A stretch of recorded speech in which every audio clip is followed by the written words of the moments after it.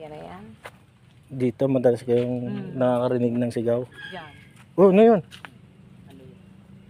Kinilabutan ako eh. May sumigaw. Oh. Saan yung balon? Ando na sa likod yun yan. Yung balon na yan, kumakain ng tao.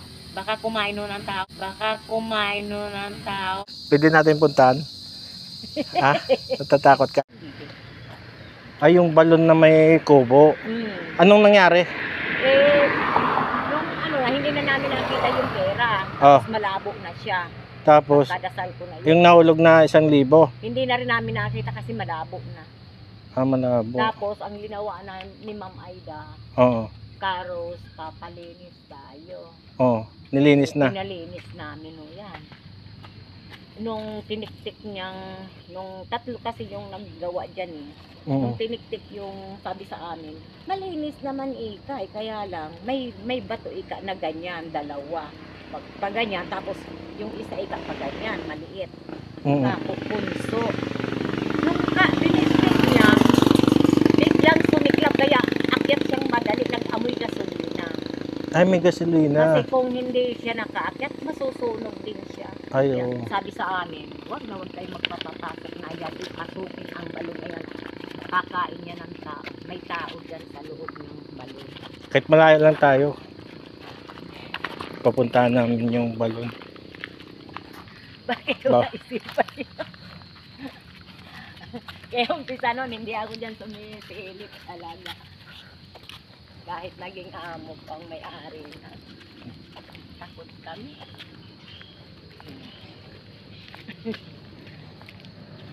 Nakakatakot nga yung lugar na to eh.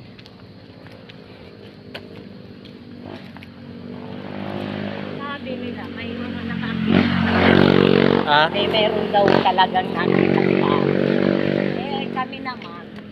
Wala naman kami nakikita ng tao. Kundi naririnig lang namin sa tanghali.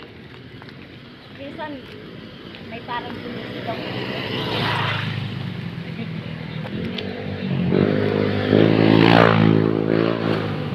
May piano ba dyan? May piano sa loob. Meron, no? Kaya lang, no, may delikado dyan, may ahas na kasi sa bahay na yan.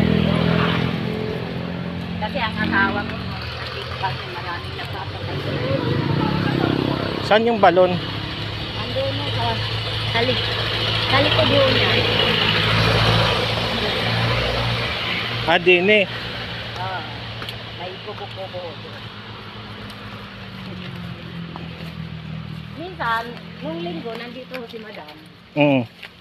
Hindi naman na siya pumapasok sa bahay na yan. Takot na ito. Kasi ang ahas na. Ang ahas mo pati dito. Yellow green na napakaganda. Ay, yung yellow green. Parang ano siya. Ginto na. Hindi mo Tabi-tabi po.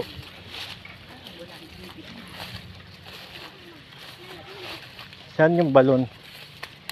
Ayun oo. Ha? Ayun. Saan? Ay, ito.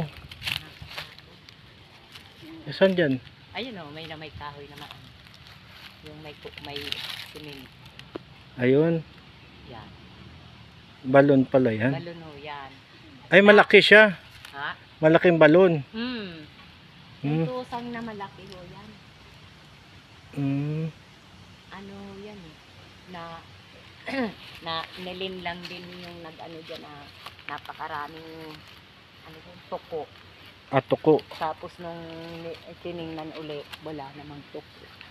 Saan dito may tumatawang mga bata? Doon o, dati pa may sira dyan na kubo. May sirang kubo doon. Tapos yung piano. Nandiyan sa loob na. May piano dyan sa loob. Tumutugtog. Oo. Kasi dati, kahit alas 12, pag may narinig kami na lumalabas ako, tinitingnan ko dyan, hindi kumain. Takot na kami. Nadala ko yung EMF. Dito ang madalas may ahas. Tabi-tabi po. Pero nung may naghanap ng kambing, diyan Oh. nagtago. Hindi siya basta-basta nakapasok dahil ang dami daw ahas. Gabi kasi. Gabi yun. Kaya sabi sa amin, sa gabi umaarangkada. Tara. Kasi dati nung kami nagtatrabaho dito, binis na dinis. Ito.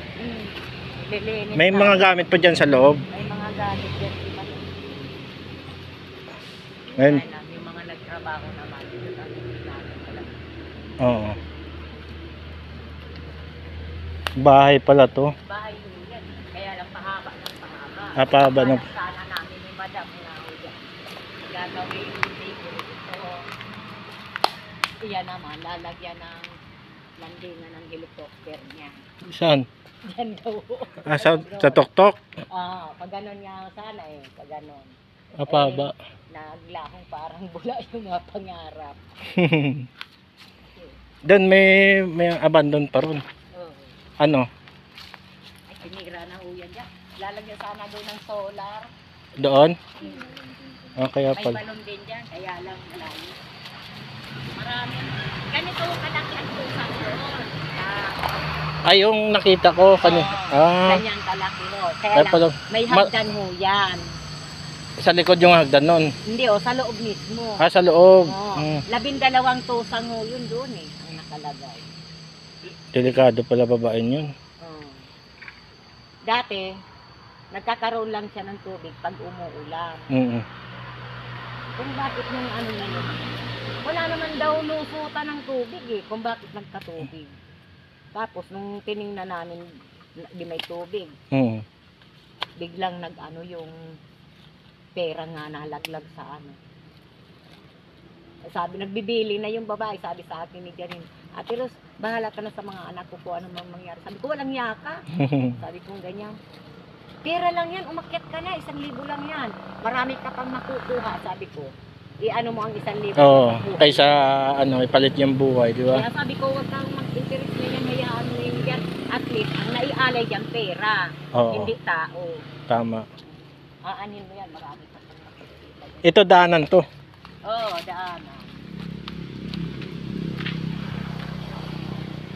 Pinarikra pa na nga ito dahil Ano yung mayroon doon sa dulo? napuno na. Ayun Ano ha? Ano yung mayroon doon sa dulo? Kubo yan, na iba na. Gawa sa kahoy. Tapos may ginawa doon na lalagyan ng solar. Kaya lang, sininunit. May sumisigaw doon. Meron no? Narinig mo? Hindi. Ganyan talaga. Minsan mo dyan, sa kawayan ng... Lalaki na sigaw. Meron talaga doon.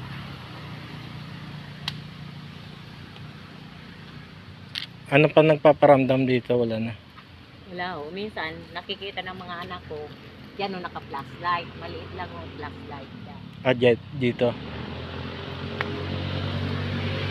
Sabi nga na, ayaw ba ni Mami ipaputol yung mga puno na yan, hindi niya naman tinitirhan para maliwanag. Pagtanim pa rin ng mga puno yan. Yun, may mga tinanim.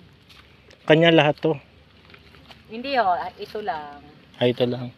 Nag-letter L ho to Letter L. Tara. Landingan pala ng helicopter yan dyan. Yun nga ang balak niya. Ay sabi ko, magigiba na yan. Palandingan na yung mga luma na ang kanyang mga bakal na ganito. Pag nilandingan ka kuya ng helicopter, bagsak yan. Yung mga pupunta rito, huwag kayo pupunta dun sa may balon. Baka kakain daw ng tao. Delikado. Yan na yan. Dito madalas kayong nakakarinig ng sigaw. Yan. Ano yun? Kinilabutan ako May sumigaw.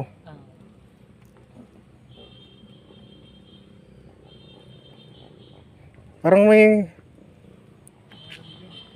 may dumaan doon. Iwan ko nakita sa camera. Ang bilis Tara. Grabe, dinig nyo yun, nasigaw. No? Ano kaya yun?